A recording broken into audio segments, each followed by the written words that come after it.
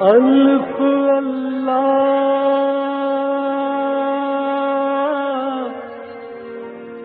چمبے دل بوٹی میرے من وچ مرشد لائی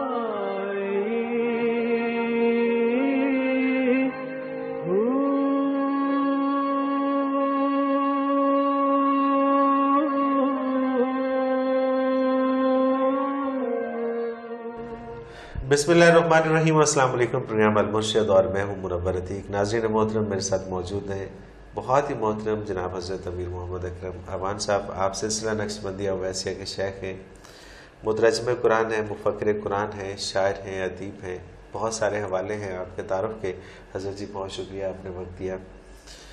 حضرت جی سوالات کا سلسلہ شروع کرتے ہیں۔ آج بھی بڑے دلچسپ سوالات ہیں۔ طیب نذیر لالا موسیٰ سے یہ کہتے ہیں، قرآن پاک میں ہے کہ اہل جہنم کہیں گے کہ ہمیں کچھ کھانے کو ہی دے دو۔ مولانا صاحب، میں یہ سوچتا ہوں کہ دنیا میں ذرا سی مصیبت آئے تو ہم کھانا پینا بھول جاتے ہیں، پھر جہنم جیسے عذاب میں اہل جہنم کو کھانا پینا کس طرح سوچے گا؟ الحمدللہ رب العالمین، والصلاة والسلام علی حبیبہ محمد وآلہ وصحبہ اجمعین۔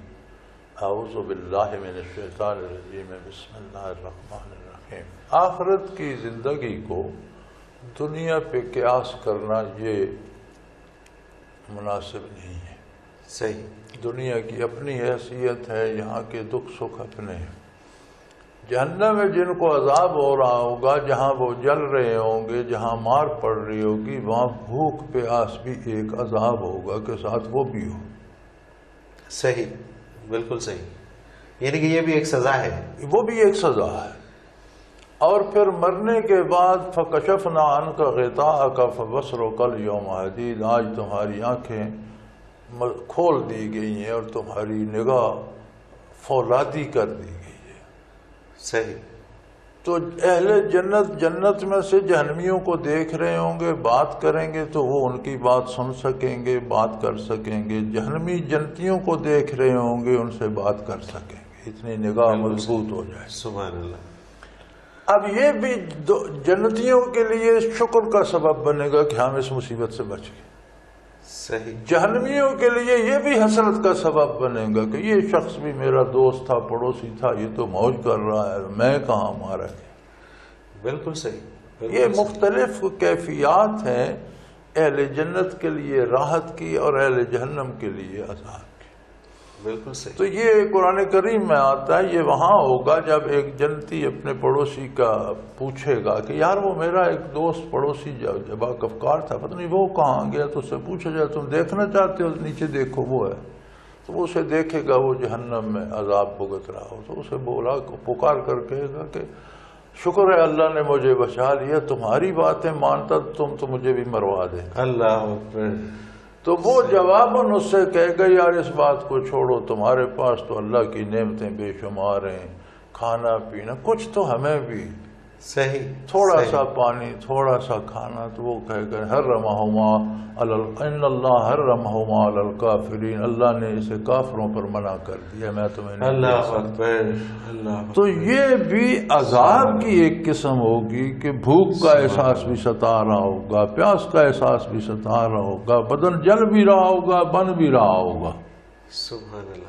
یعنی کوئی جل کر یہ نہیں کہ کوئی عذاب گر جائے گا، جڑ جائے گا، نہیں، جتنا جل رہا ہے اتنا نیچے بن بھی رہا ہے، مسلسل جلنے کی تکلیف ہوگی۔ یعنی کہ وہ ایک تکلیف اور ایک اس کیفیت اور میں۔ آپ نے کبھی آپ کو اتفاق ہوا ہو کسی انگلش مووی کا دیکھنے کا، تو میں کبھی پھرتے پھراتے دیکھتا ہوں تو مجھے وہ سمجھ آتی ہے کہ ان کا اتنا ربط ہو گیا کافروں کا دوزخ کے ساتھ کہ جو عذاب دوزخ کے بتائے گئے ان کے ذہن میں، دل میں القاع ہو جاتے۔ اچھا، ویسی مووی بنا رہے ہیں، بندہ جل بھی رہا ہے اور بھاگ دوڑ بھی رہا ہے، لڑ بھی رہا ہے، ہے بالکل، جل بھی رہا ہے اور کام کاج بھی کر رہا ہے۔ تو میں نے کہا یہ تو جہنم کا ان کے ذہن میں، یعنی دنیا میں دوزخ کا ان کے ساتھ اتنا مضبوط تعلق ہو گیا ہے کہ وہ خیالات ان کے ذہن میں آئے. اللہ اکبر. اسی طرح نیک آدمی کا تعلق جنت کے ساتھ ہو جائے تو بہترین خیالات اس کے دل، اچھی تصویریں اس کے، اچھا کردار اسے پسند آتا. سبحان اللہ. اللہ اکبر.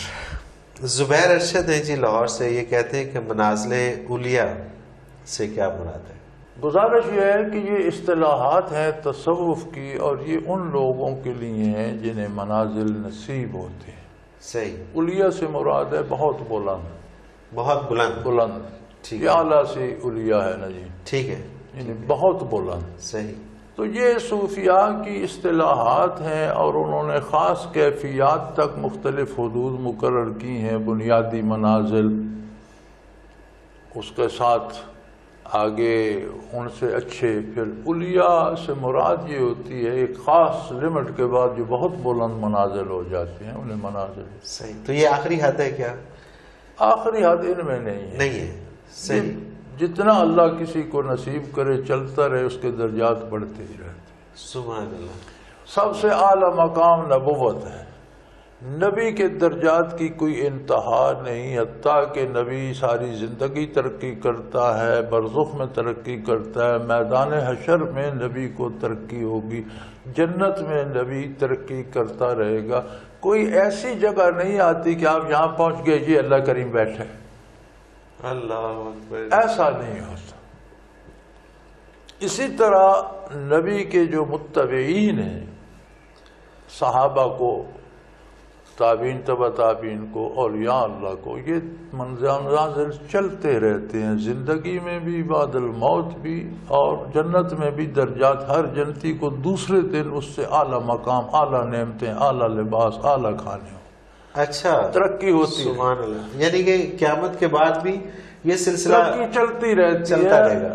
ایسا نہیں ہو سکتا کہ آپ ایک جگہ پہنچ گئے، آپ کے آگے اللہ بیٹھا ہے. اللہ اکبر. یوں تو اللہ ہر جگہ موجود ہے، لیکن اس کی کوئی حد، کوئی لمٹ. اگر کوئی لمٹ ہو تو پھر ایک سمت تو معلوم ہو گئی نا کہ یہاں سے آگے اللہ ہے. تو جس کی سمت معلوم ہو جائے وہ فانی ہوتا ہے، باقی نہیں. اللہ اکبر. اللہ باقی ہے.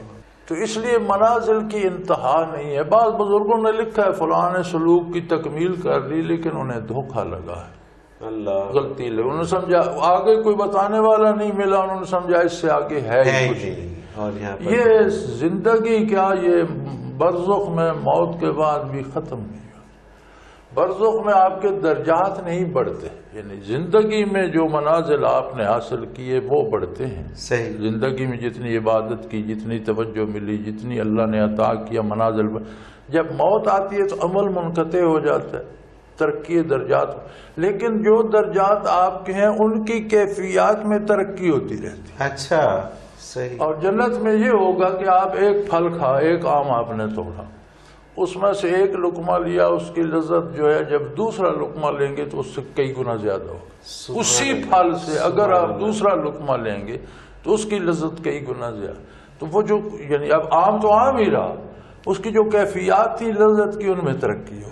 یعنی کہ انسان کا کبھی بھی دل بھرے گا نہیں. نہیں اس لیے کہتے ہیں کہ جنت کا میوہ ہے. ہو گیا نہیں، اس سے آگے، اس سے آگے. اگر کوئی ایک جگہ رک جائے تو انسان تو اکتا جائے گا. کیا بات ہے. انسان کو آپ کتنی سہولتیں دے دیں، ایک انتہا پہ روز وہی روٹین ہو تو کہے گا یار تھک گئے ہیں.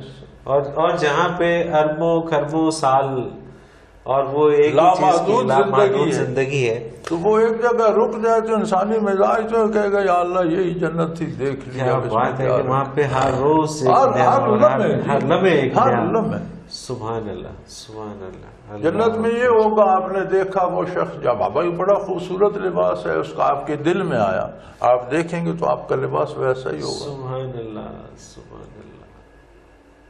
یعنی آپ کی آرزو آئی تو اتارنے بدلنے، اتار کر دوسرا لینے کی وہی ویسا ہو گیا. سبحان اللہ. اور جنت میں بھرپور زندگی ہوگی، لوگ شکار کیا کریں گے، سیر کیا کریں گے، جانوروں کو شکار کریں گے، کھانے کھائیں گے، ایک بھرپور زندگی ہوگی، کوئی فضول نہیں کہ بیٹھا رہنا. اتنی خوبصورت جگہ جنت. اور پھر مجھے آپ کی وہ بات یاد آ جاتی ہے کہ جب اتنی خوبصورت جگہ ہے تو وہاں پھر گولی کے زور پہ کیوں لے کے جاتے ہو؟ وہاں صرف بتا دو کہ اتنی خوبصورت ہے، جس نے جانا ہوگا چلا جائے گا۔ تو صدق حسین ہے گجرانوالہ سے، جب ہم کسی کو نیک اور متقی دیکھتے ہیں تو اکثر یہ کہتے ہیں کہ اس شخص کو نیکی کی توفیق نصیب ہوئی، لیکن اگر ایک شخص گناہ گار ہے تو اس کا مطلب ہے کہ اسے نیکی کی توفیق ہی نہیں ہوئی۔ تو پھر ایسے میں اگر اس سے گناہ سرزد ہو جاتا ہے تو اس میں اس کا کیا قصور؟ اسے نیکی کی جب توفیق ہی نہیں ملی تو اس کے گناہوں پہ سزا کیوں مرد؟ اللہ نے اس کا فیصلہ سنا دیا، وَهَدَيْنَاهُ السَّبِيلَ إِمَّا شَاكِرًا وَإِمَّا كَفُورًا۔ ہم نے دونوں راستے انسان کے سامنے رکھ دیے۔ صحیح۔ اب اس کا فیصلہ ہے کہ وہ نیکی پہ چلنا چاہتا ہے یا برائی پہ۔ بالکل صحیح۔ جو قتل کرتا ہے اس کے ہاتھوں میں طاقت تو اللہ ہی نے دی ہے، اس کی آنکھوں میں طاقت، اس کی انگلی ٹریگر جو دباتی ہے، تو اللہ سلب کیوں نہیں کر لیتا؟ نہیں کرتا، کہتا ہے میں نے تجھے طاقت دی ہے، تو وہاں استعمال کرنا چاہتا ہے، کر کے دیکھ لے، جب آئے گا تو میں پوچھ لوں گا کیا کیا۔ اللہ۔ دوسرا اسی طاقت سے سجدے کرتا ہے، تسبیح پڑھتا ہے۔ تو فرمایا فیصلہ انسان کا ہے۔ صحیح۔ اگر وہ نیکی کی طرف چلنے کا فیصلہ کرتا ہے تو اللہ کے نہیں فرماتے میں اس کی مدد کرتا ہوں سبحان اور اسے مزید نیکی اس کے لیے سہل کر دیتا ہوں۔ کوئی نیک بات سیکھنا چاہتا ہے تو اس کے اسباب مہیا کر نیک بندوں میں پہنچا دیتا ہوں۔ وَالَّذِينَ جَاهَدُوا فِينَا لَنَهْدِيَنَّهُمْ سُبُلَنَا، جو ہماری راہ میں مجاہدہ یا محنت کرتے ہیں ہم ان پر اپنی راہیں کھول دیتے ہیں۔ اس کے تحت مفسرین لکھتے ہیں کہ کیسے راہیں کھول دیتا ہے؟ اس کو ایسے لوگوں کے پاس پہنچا دیتا ہے جو اس کی تربیت کر کے اسے مزید آگے چلائے۔ سبحان اللہ۔ تو یہ ہوتی ہے توفیق۔ بے شک۔ اب جب بندے نے دل سے فیصلہ برائی کرنے کا کیا تو نیکی کی توفیق تو نہیں آئے گی، تو سزا کا مستحق تو وہی ہوگا، فیصلہ اس کا ہے۔ بالکل صحیح۔ یہ توفیق فیصلے کے بعد شروع ملتی ہے۔ اگر اس نے نیکی کا فیصلہ کیا نیکی کی توفیق میں، اگر اس نے برائی کا فیصلہ کیا تو اسے برائی پہ مجبور نہیں کیا جاتا، اللہ اسے چھوڑ دیتے ہیں کہ چل اپنی مرضی سے جو ہو سکتی ہے، کہ میں نے تجھے طاقتیں دی ہیں، تو برائی پہ صرف کرنا چاہتا ہے کر۔ سبحان اللہ۔ نیکی والے کی مدد کرتا ہے۔ سبحان اللہ۔ یعنی کہ جو لیکن فیصلہ اس نے خود کرنا ہے، جب نیکی کا فیصلہ کر لیا پھر توفیق ملے گی۔ بالکل صحیح۔ حضرت جی ایک اور سوال ہے عائشہ زاہد فیصل آباد سے، حضرت صاحب کیا خواب میں دکھائی دینے والے اشارے سچ ہوتے ہیں؟ کیا ان پہ عمل کر لینا چاہیے؟ انبیاء کے خواب سچ ہوتے ہیں اور انبیاء کے خواب وہی الہی ہوتے ہیں۔ صحیح۔ اس کے بعد خواب تو ایک غیر اختیاری ہے نا، اہل اللہ کو جو کشف ہوتا ہے وہ اتنا غیر اختیاری نہیں ہوتا، اور نہ وہ سونے میں ہوتا ہے، بیٹھے ہوئے جاگتے ہوئے مشاہدہ کر لیتے ہیں باتیں۔ اس پر بھی شرط ہے کہ اگر وہ شریعت کے مطابق ہے تو درست ہے، ورنہ اسے غلطی لگی۔ صحیح، بالکل صحیح۔ تو خواب کی تو حیثیت ہے اللہ، یعنی ہمیں چلنا ہر حال شریعت پر ہے، خواب آئے تو بھی نہ آئے تو۔ سبحان اللہ۔ اور میں حیران ہوں کہ خوابوں کی بہت سی قسمیں ہیں۔ ایک آدمی نے مجھے لکھا کہ مجھے روزانہ بہت خواب آتے ہیں، تو میں نے اسے لکھا کہ تھوڑا سا کھانا کم کر دو۔ اللہ اکبر۔ صحیح۔ تبخیر تھی معدے کی، ڈٹ کر بھر لیتا تھا وہ، جب ذہن میں بخارات جاتے تھے تو مختلف تصویریں پرنٹ ہونے لگتی۔ صحیح۔ اس سے ٹھیک ہو گیا۔ بالکل صحیح۔ کبھی وہ تبخیر معدے کی ہوتی ہے، کبھی شیطان کوئی چیز القاء کر دیتا ہے، کبھی اللہ کی طرف سے کوئی اچھی بات بھی آ جاتی ہے، لیکن ان سب کا معیار یہ ہے کہ ہمیں چلنا شریعت پر ہے، خوابوں پر نہیں۔ سبحان اللہ، سبحان اللہ۔ نبی صلی اللہ علیہ وسلم کے ارشاد کے مقابلے میں میری اور آپ کے خواب کی حیثیت کیا؟ کوئی حیثیت نہیں۔ اس لیے اس وہم میں نہیں پڑھنا چاہیے کہ خواب کیا آیا۔ صحیح، صحیح۔ لیکن یہ ہوتا ہے ہم سنتے ہیں کہ جی اگر خواب میں آپ نے دیکھا ہے کہ بارش ہو رہی ہے تو اس کا مطلب آپ کے لیے بڑا اچھا ہے اور آپ کو ترقی یہ اس میں بھی بہت سی اقسام ہیں۔ جو خواب کی تعبیر کرنے والے ہیں نا، وہ پہلے تو خواب کی اقسام دیکھتے ہیں، پھر بندہ دیکھتے ہیں۔ علامہ ابن سیرین مشہور معبر ہوئے ہیں، تاریخ میں ان جیسا دوسرا جو ہے انبیاء کے بعد لوگوں میں کوئی خواب کی تعبیر بتانے والا نہیں ہوا۔ صحیح، صحیح۔ تو ایک شخص نے آ کر بیان کیا جی میں نے خواب میں دیکھا اذان کہہ رہا، تو انہوں نے فرمایا تجھے کو بہت اچھا عہدہ ملے گا۔ صحیح۔ اسی مجلس میں ایک اور شخص آ گیا تعبیر پوچھنے کی، جی میں اذان کہہ رہا ہوں، فرمایا مارے جاؤ گے، کہہ دو جاؤ۔ اچھا، یعنی کہ ایک ہی خواب کی ایک دو ہی خواب تعبیریں۔ کی بالکل اپوزٹ تعبیر۔ تو بعد میں وہ ہوا یہ کہ جسے انہوں نے کہا تھا اسے وہ گورنر لگ گیا، صحیح۔ جسے وہ کہا تھا وہ پکڑا گیا اور اس کے پتہ نہیں ہاتھ پاؤں کاٹے گئے، کیا ہوا۔ اللہ، تو جو مجلس میں انہوں نے حضرت ایک ہی خواب تھا، انہوں نے فرمایا خواب ایک تھا بندے دو تھے۔ بندے دو تھے۔ یہ جو اذان ہے یہ ہے کہ تمہارا جو چھپی ہوئی چیزیں اندر جو کچھ ہے وہ سامنے آ جائے۔ صحیح۔ وہ پہلا قابل آدمی تھا، اس کے وہ ظاہر ہوں گے تو ظاہر ہے اسے عہدہ ملے گا، سبحان اللہ، اور یہ ڈاکو تھا، اس کے عیب ظاہر ہوں گے تو سزا ملے گی۔ اللہ۔ تو خواب میں بہت سے پہلو ہیں کہ دیکھنے والا کون ہے، کن حالات میں دیکھا۔ کہیں بخار تھا اور وہ خواب دیکھتا رہا تو وہ تو اس کی ظاہر ہے تبخیر ہوگی۔ صحیح صحیح۔ حضرت جی بہت سارے اور بھی سوالات ہیں۔ ناظرین محترم، ایک مختصر سا کمرشل بریک، اس کے بعد حاضر ہوتے ہیں، ہمارے ساتھ رہیے گا۔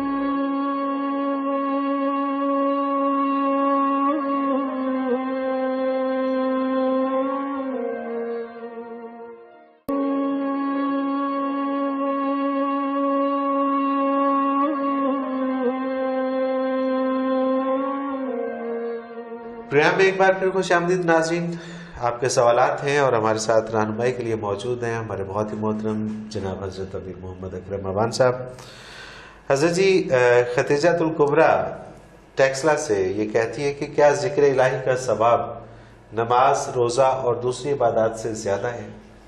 گزارش یہ ہے جی کہ ذکر الہی نماز، روزہ، دوسری عبادات میں روح پھونکنے کے مترادف، صحیح، یعنی بغیر ذکر کے غیر ذاکر جو عبادت کرتا ہے، جو کیفیت اس کی ہوتی ہے ذاکر کی اس سے سینکڑوں گنا زیادہ کیفیت، کیونکہ اس کا دل اس طرف متوجہ ہے۔ بے شک۔ تو اب ظاہر ہے کہ اعمال ایک قالب ہے، ان میں روح تو وہ کیفیت ہے نا، بالکل صحیح۔ تو روح کو حیات ذکر الہی سے ملتی ہے، اور ذکر الہی اسی لیے ضروری ہے کہ عبادات میں روح پیدا ہو اور کیفیات پیدا ہو۔ جب زمین پہ سر رکھے تو عظمت الہی کا ادراک بھی ہو، محض ایک ایکسرسائز نہ ہو کہ میں نے سجدہ کر لیا۔ صحیح صحیح۔ تو یہ عظمت الہی کا احساس ہونا، ادراک ہونا، دل میں یہ خیال آنا، یہ ذکر کی وجہ سے۔ سبحان اللہ سبحان اللہ۔ اسی طرح کا ایک اور روح سے متعلق سوال ہے، یہ رضی اللہ ہے احمد آباد سے، یہ کہتے ہیں کیا جسم کی طرح روح کا بھی وزن ہوتا ہے اور وہ بھی موٹی یا پتلی ہوتی ہے؟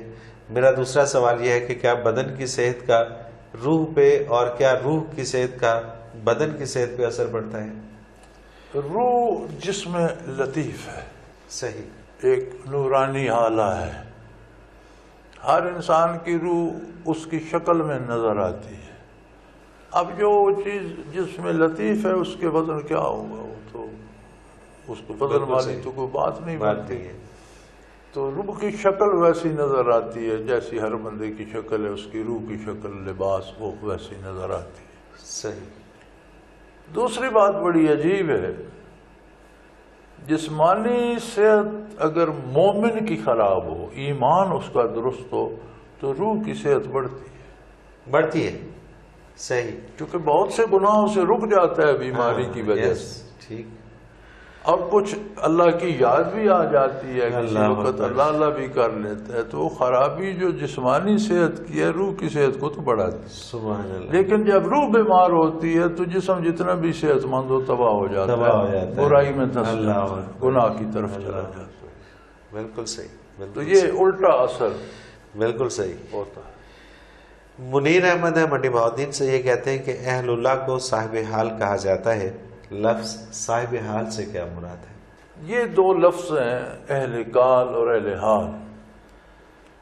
کال کہتے ہیں بات کرنے کو، صحیح، اہل کال علماء ظواہر ہیں جن کے پاس کیفیات نہیں ہیں، باتیں ساری جانتے ہیں، بالکل صحیح، باتیں ساری عمل بھی کرتے ہیں، دوسروں کو بھی بتاتے ہیں، بہت اچھی بات ہے، لیکن کال کال ہے، بات بات ہے، کیفیت اس کے ساتھ، کیفیت نہیں ہے، بالکل صحیح. اور جس کو کیفیات قلبی نصیب ہو جائیں اور وہ اس کا حال بن جائیں، وہ باتیں جو کر رہا ہے کہ اللہ سے ڈرا کرو، تو وہ اللہ کی عظمت کا احساس اس کے اپنے دل میں بھی آ جائے، اللہ سے محبت کرو تو اللہ کی طلب اس کے دل میں بھی، اسے کہتے ہیں اس کا حال بن گئی.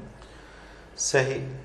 یعنی صرف بات نہیں، زبان تک نہیں رہی، اس کا حال بن گئی. ایسے لوگوں کو صاحب حال کہتے ہیں. حال کہتے ہیں. بالکل صحیح، بالکل صحیح. پروفیسر ارشد چودھری کوئٹہ سے، قرب الہی ادائے فریض و نوافل پہ موقوف ہے، کیا یہاں صرف نماز والے نوافل مراد ہیں؟ قرب الہی موقوف ہے کیفیات قلبی پر. کیفیات قلبی. صحیح.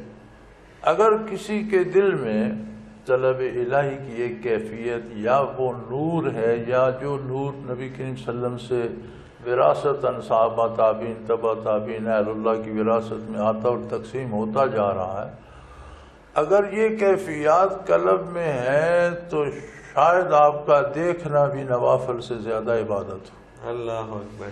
صحیح. کہ آپ ایک جانور، ایک پرندہ دیکھتے ہیں تو عظمت الہی کا ادراک ہوتا ہے، اور دوسرا بندہ نوافل بھی پڑھتا ہے تو اتنا ادراک اسے نوافل میں بھی نہیں ہوتا. سبحان اللہ، سبحان اللہ.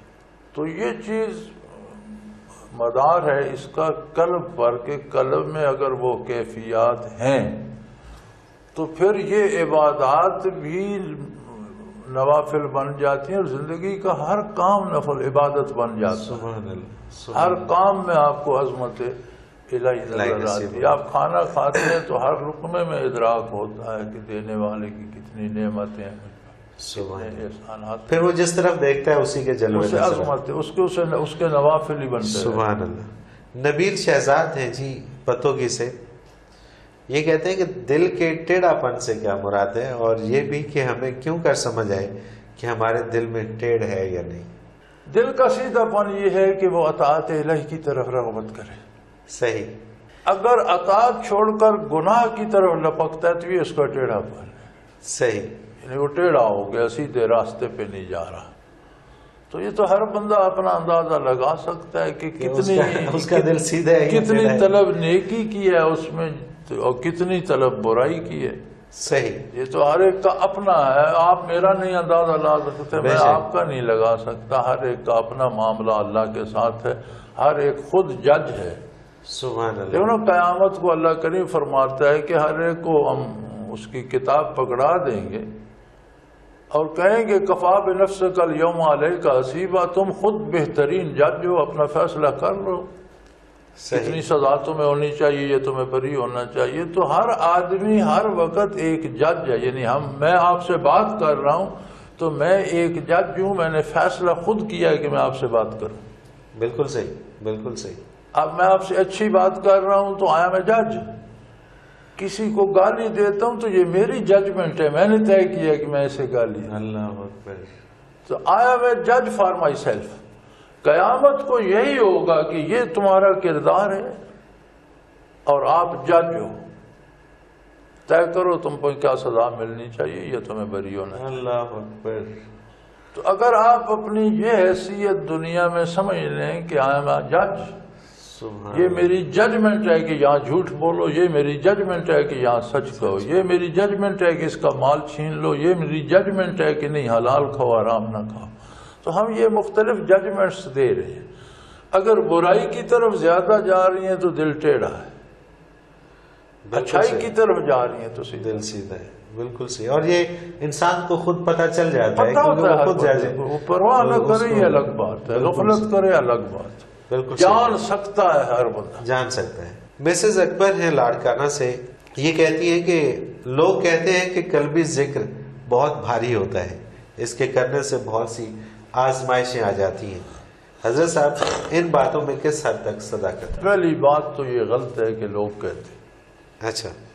ہر بات کی کچھ سند ہونی چاہیے. صحیح. یہ کوئی سند نہیں، لوگ کہتے ہیں. بالکل صحیح، بالکل صحیح. ہر بات کی ایک سند ہو. میرے ذمہ لگاؤ، آپ نے کہا ہے، آپ کے ذمہ لگا دو، کہا کوئی تو اس کا ہونا چاہیے کہنے والا. اور یہ کہنا لوگ کہتے ہیں یہ تو کھڑی ہوئی باتیں ہوتی ہیں، ان میں کوئی یہ پھر لوگ ہی کہتے ہیں، لوگ ہی کہتے ہیں، کوئی صحیح۔ متعین بندہ نہیں کہتا، کسی کتاب میں نہیں ہے، کوئی نہیں۔ آزمائشیں ہر ایک کی مقدر ہیں اور تقسیم شدہ ہیں، صحت، بیماری، رزق، تنگی، فراخی۔ نبی صلی اللہ علیہ وسلم نے فرمایا کہ مخلوق کو پیدا کرنے سے پہلے یہ چیزیں اللہ نے تقسیم کر دی، بلکہ آپ کے ارشاد کا مفہوم ہے کہ قلم خشک ہو چکا، یعنی ہر چیز طے ہو چکی۔ دیکھنا صرف اب یہ باقی ہے کہ تکلیف میں بھی شکر کرتا ہے کہ نہیں، آرام میں بھی شکر کرتا ہے کہ صحیح، بالکل صحیح۔ ذکر کرنے سے تو اور حوصلہ ملتا ہے، سبحان اللہ۔ تکلیف نے تو آنا ہی ہے۔ ذاکر ہے تو آرام سے بسر کر جائے گا، اسے پتہ ہوگا کہ اللہ کی طرف سے ہے، میری آزمائش ہے، میں شکر کرتا ہوں یا نہیں کرتا۔ غیر ذاکر غافل ہوگا، کچھ آپ کے ذمہ لگائے گا، کچھ پڑوسیوں کا کہے گا انہوں نے جادو کر دیا ہے، کچھ کسی بہن بھائی کو کہے گا اس نے جادو کرا دیا ہے، اور اسے کوفت بھی زیادہ ہوگی، تکلیف تو بھگتنی ہے۔ بے شک، ساتھ جو اذیت ہوگی قلبی اور ذہنی وہ اور زیادہ بڑھ جائے گی۔ تو ذکر کرنے سے آسانیاں پیدا ہوتی ہیں، یہ مشکلیں بھی آسان ہو جائیں۔ جی عزیز جی، ایک اور سوال شامل کرتے ہیں۔ عدیل انجم ہے گجر خان سے، یہ کہتے ہیں کہ عموماً یہ کہا جاتا ہے کہ حقوق اللہ تو اللہ کریم بخش ہی دیں گے، اصل دھیان حقوق العباد پہ رکھنا چاہیے کہ وہ تو بندے ہی معاف کریں گے۔ اگر اس بات کو دیکھا جائے تو یوں لگتا ہے کہ حقوق العباد کی اہمیت حقوق اللہ سے زیادہ ہے، لیکن کیا حق سے زیادہ حقدار اہم نہیں ہوتا؟ یہ حقوق العباد کیا ہے؟ بندوں کے حقوق کیا ہیں؟ کس نے دیے ہیں انہیں؟ صحیح، اگر ان کے حق بھی اللہ نے ہی مقرر کیے ہیں تو پھر یہ بھی حقوق اللہ ہی ہوگا۔ حقوق اللہ ہی ہو گئے۔ اللہ اکبر، یعنی حقوق العباد متعین کس نے کیے ہیں؟ سبحان اللہ، سبحان اللہ۔ پھر جو بندہ بندے کا حق نہیں رکھتا، کیا وہ اللہ کا حق مارے گا؟ سوال ہی پیدا نہیں ہوتا، سوال ہی پیدا نہیں ہوتا۔ تو اس میں آپ جس پہلو سے بھی سوچیں، مثبت سوچیں، تو بات ایک ہی ہے کہ آپ بندے کا حق ادا کرتے ہیں تو وہ بھی آپ نے اللہ کا حق ادا کیا، اسے وہ حق اللہ نے دیا۔ صحیح۔ اللہ کا حق آپ پر یہ ہے کہ اس کی عظمت کو پہچانیں، عبادات جو اس نے متعین کی ہیں وہ کریں، حلال حرام جو شریعت اس نے دی ہے اس پر عمل کریں۔ تو اگر آپ شریعت پر عمل کریں گے تو حقوق اللہ بھی ادا ہوں گے، حقوق العباد بھی ادا ہوں گے۔ بالکل صحیح۔ اور اگر آپ شریعت چھوڑ دیں گے حقوق العباد بھی ضائع ہوں گے، حقوق اللہ بھی ضائع ہوں گے۔ بے شک۔ پھر بعض لوگ ایسے ہیں جن کو اللہ بخش دے گا، لیکن کچھ لوگوں کے حقوق ان کے ذمہ ہیں۔ تو اب لوگوں کو حقوق کس نے دیے؟ اللہ تعالیٰ نے۔ ان کا بدلہ کس نے دینا ہے؟ اللہ تعالیٰ، اللہ نے۔ تو اگر وہ اس بندے کو سزا دلواتے ہیں تو انہیں فائدہ ہے یا ان کے اس بدلے میں اضافہ کر دیا جائے؟ اللہ اکبر، سبحان اللہ۔ تو جس کے حقوق العباد ادا کرنا چاہے گا، اس کے 10 روپے بنتے ہیں، اسے 10 لاکھ دے دے گا، وہ کہے گا مجھے 10 لاکھ چاہیے، یہ جائے جہاں جاتا ہے۔ سبحان اللہ، سبحان اللہ۔ تو یہ کہنے میں فرق ہے، حقیقتاً حقوق اللہ ہی ہیں، حقوق العباد بھی اسی نے متعین کیا اور اسی کی اطاعت ہے۔ اسی کا۔ طاہرہ ہیں فیصل آباد سے، یہ کہتی ہیں مولانا صاحب میں شرعی پردہ کرتی ہوں، لیکن میری کالج فیلوز اکثر مجھ سے یہ کہتی ہیں کہ پردہ تو دل کا ہوتا ہے، ظاہر کا پردہ ضروری نہیں۔ براہ کرم یہ فرما دیجئے کہ اسلام میں پردے کی پابندی کس حد تک ہے؟ نہیں، بڑی سادہ سی بات ہے، انہیں کہیں لباس تو دل کا ہوتا ہے، آپ نے کیوں پہنا ہوا ہے؟ اللہ کھانا پینا تو دل کا ہوتا ہے، آپ کھانا کیوں کھاتے؟ صحیح۔ دل میں بیٹھ کے اچھے اچھے کھانے پکا لیں، کھا لیا کریں، بالکل صحیح۔ دل میں صرف ارادے ہوتے ہیں، صحیح، کردار عمل سے پہچانا جاتا ہے۔ سبحان اللہ، سبحان اللہ۔ جب اور یہ بڑا عام کہا جاتا ہے، عمل میں جب آپ کے پردہ نہیں ہے تو دل میں کہاں سے ہے؟ سبحان اللہ۔ اور اگر دل میں ہے تو وہ چہرے پر کیوں نہیں، عمل میں کیوں نہیں ہے؟ بالکل صحیح، بالکل صحیح۔ یہ محض ایک شیطانی دھوکہ ہے۔ بڑی آسان سی بات ہے، آپ کہیں گا آپ ہر کھانا بیٹھ کر دل میں سوچ سکتے ہیں، بنا سکتے ہیں، کھا سکتے ہیں، تو پھر ظاہری تکلف کی کیا ضرورت؟ کیوں؟ اور اصل میں ہوتا یہ ہے کہ جو چیز ہمارے لیے ٹھیک ہوتی ہے، ہمیں سوٹ کرتی ہے، وہ ہم کہتے ہیں کہ جی لوگ اس طرح سے کہتے ہیں تو پھر ایسے ہی کر لیں۔ نہیں، لوگوں کو یہ تو کوئی سند نہیں ہے کہ لوگ کہتے ہیں، یہ کون سی بات ہے؟ ایسی بات تو سنی نہیں چاہیے، سبحان اللہ۔ جس بات کی کوئی بنیاد ہی نہ ہو، اس کی حیثیت کیا؟ اس کی حیثیت کیا ہے؟ حضرت جی پھر وہی ہوا ہمارا پروگرام اپنے اختتام کو پہنچا۔ آخر میں حضرت جی کی کتاب نقوش سے اقتباس ہے، آپ کی خدمت میں پیش کرتے ہیں۔ دل کی بے قراری کا علاج صرف ذکر اللہ ہے۔ جس طرح کسی محفل میں خواہ کتنی ہی قسم کے لوگ ہوں، ان کی رائے اور سوچیں کتنی ہی مختلف ہوں، وہ کتنا ہی شور کر رہے ہوں، لیکن اگر وہاں بادشاہ آ جائے تو سب شور ختم ہو جائے گا، سب اس کی طرف متوجہ ہو کر ہمدم گوش ہو جائیں گے۔ فرمایا دل کی بے قراری کا علاج بھی ایک ہی ہے، الا بذکر اللہ تطمئن القلوب، میری یاد کو اس میں بسا لو، سب شور شرابہ ختم ہو جائے گا۔ اس کے ساتھ ہی منور عتیق کو اجازت دیجیے، اللہ حافظ۔ لا